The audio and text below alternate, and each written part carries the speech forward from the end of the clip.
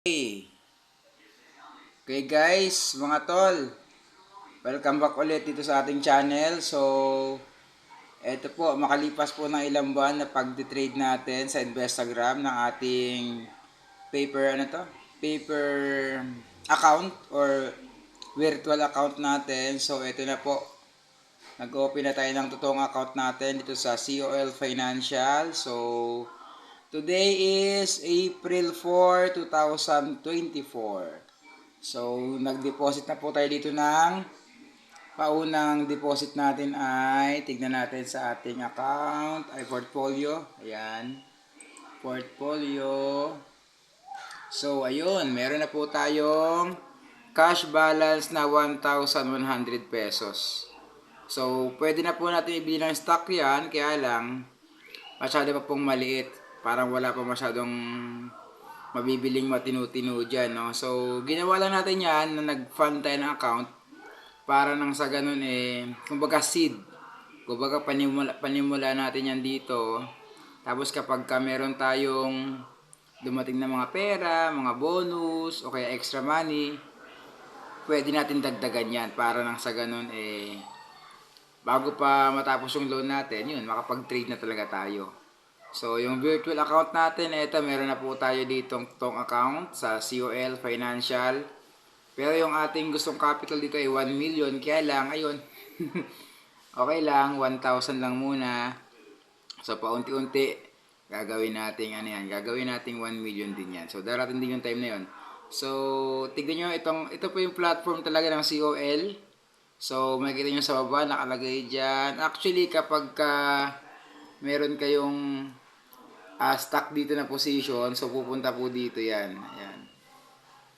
Ayan pupunta dyan. Ayan, dito yan pupunta yan. Sa action, stock code. So ngayon, titignan natin ayun, no? Wala talaga. So wala akong stock na hawak dito. So meron lang akong balance na 1,100. So kasi dito sa stock market, meron tayong tinatawag dito na 8K rule. Ibig sabihin, at least kung bibili ka, dapat at least 8,000 para sulit yun sa mga fees, sa mga bat, para hindi ka lugi. Kasi kung 1,000, actually 1,000, makakabili ka ng stock yan. Makakabili ka ng stock, kaya lang, lugi ka sa mga fees. So, dapat at least maka 8,000 tayo, tsaka tayo bibili ng stock. Ito yung ating first account, ayan. Ayan po yung ating first account sa COL Financial. So at least, no, nagawa na natin yung first step. Hindi tayo puro puro textbook. Talagang ito, nag-open na tayo ng account. Dalawa yan, no? Isa pa yung kay Amben na account. Tignan natin. Same lang din yon. Yan. Ay, bawal makita. Ayun pala yung bawal makita pala. So, try na natin mag-encode. I-encode ko muna. Okay, ano yun? Kalimutan ko.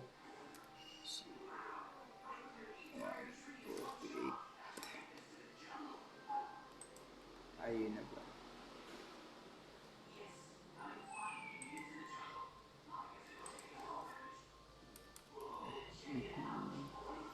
Hindi ko lang Hindi ko pwedeng pakita yung aking yung aking password. Ayun. Kita loading na. Loading.